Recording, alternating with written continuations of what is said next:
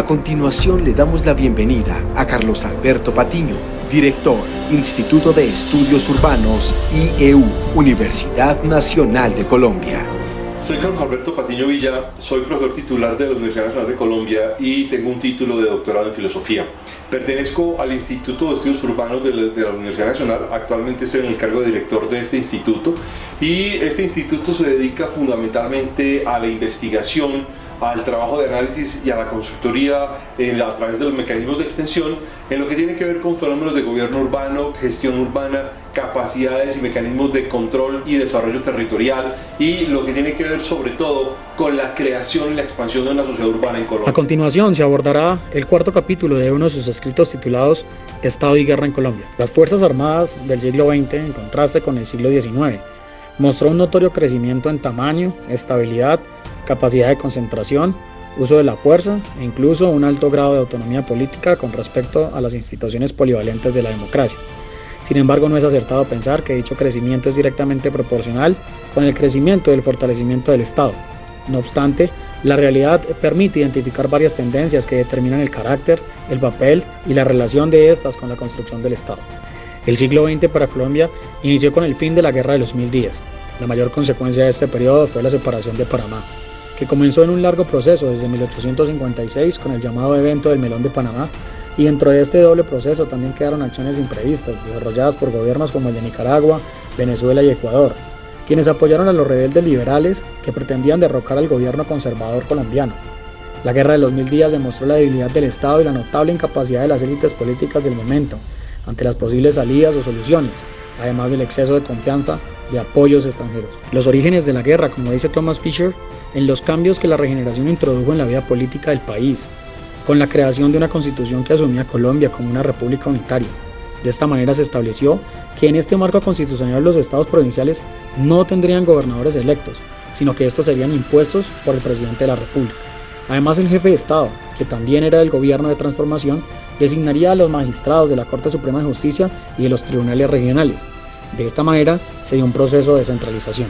Este proceso se pudo realizar ya que los liberales habían quedado destrozados después de la guerra de 1884 al 86 y por el repunte de la economía colombiana por la exportación del café, producto que dio una estabilidad económica por casi un siglo. La necesidad de una modernización económica inicia la revolución de la capital en 1895 contra el gobierno de Miguel Antonio Caro, que fue reprimida eficazmente por el ejército, lo cual aumentó un resentimiento contra el gobierno centralista, además de la caída internacional del precio del café a partir de 1896. En ese contexto, la guerra fue otra vez, de acuerdo con las prácticas políticas del siglo XIX, la opción más viable para remoldear las instituciones y generar el momento preciso para el reposicionamiento de las élites regionales con respecto al gobierno. Según Fisher, la guerra tuvo tres fases: guerra de caballos, guerra de guerrillas y la tercera, confrontación liberal conservadora. La guerra encontró un obstáculo adicional: la presencia de Estados Unidos, para el cual era evidente la importancia del Istmo de Panamá, ya que sería clave para el comercio internacional e incluso para su proyección geopolítica. Además de la separación de Panamá, el gobierno de turno, conservador, tuvo un grave problema político e interno, y fue la participación de varios gobiernos liberales latinoamericanos que apoyaban la idea de preparar la guerra contra el gobierno conservador.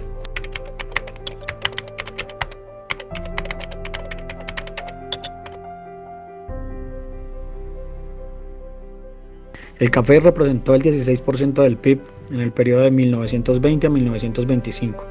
La economía del café fue un aliciente para la construcción de infraestructuras muy importantes que buscaban superar las limitaciones que suponían los sistemas ferroviarios, además de los obstáculos geográficos y las incapacidades financieras del Estado.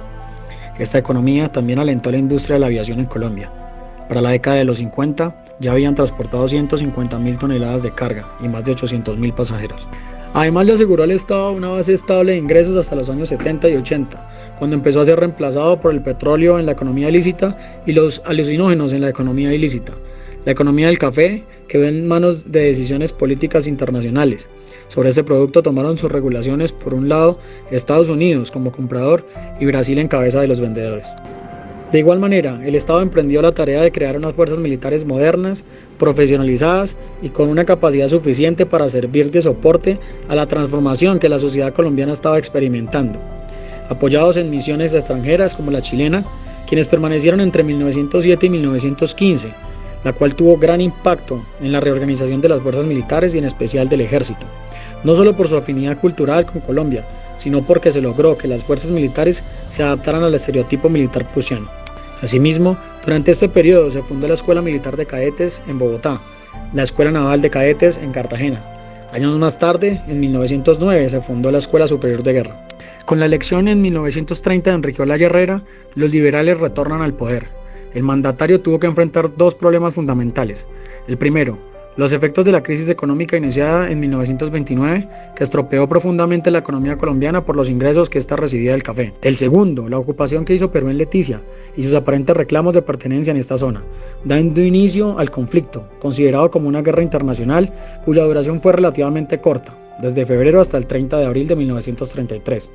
Existió una pronta negociación para ambos gobiernos. Para el gobierno colombiano fue la oportunidad para conseguir fondos, no solo para enfrentar la amenaza peruana, sino para emprender nuevas obras de infraestructura e inversión en otras áreas, lo cual generó un clima de recuperación económica. Un evento similar había ocurrido ya en 1903 cuando la Casa Arana del Perú decidió extender sus cultivos de caucho hacia el norte del río Putumayo, y en 1911 con la invasión y toma de Caquetá.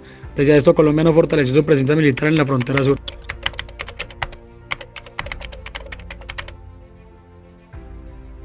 En el año 1934 tomaba posición como presidente de Colombia el doctor Álvaro López Pumarejo. Durante su periodo demostró gran habilidad para modernizar el país, se enfocó en fortalecer la educación pública, especialmente la superior.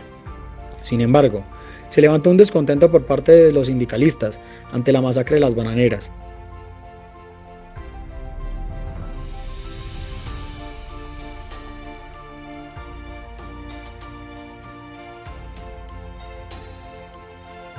El siglo XX terminó con un doble movimiento. Por una parte, durante la década de los 80 se intentó realizar un proceso de paz amplio que condujera a la desmovilización y reintegración de la totalidad de los movimientos guerrilleros, pero ese terminó con una de las mayores tragedias políticas e institucionales de Colombia, la toma del Palacio de Justicia, por parte del grupo guerrillero M-19.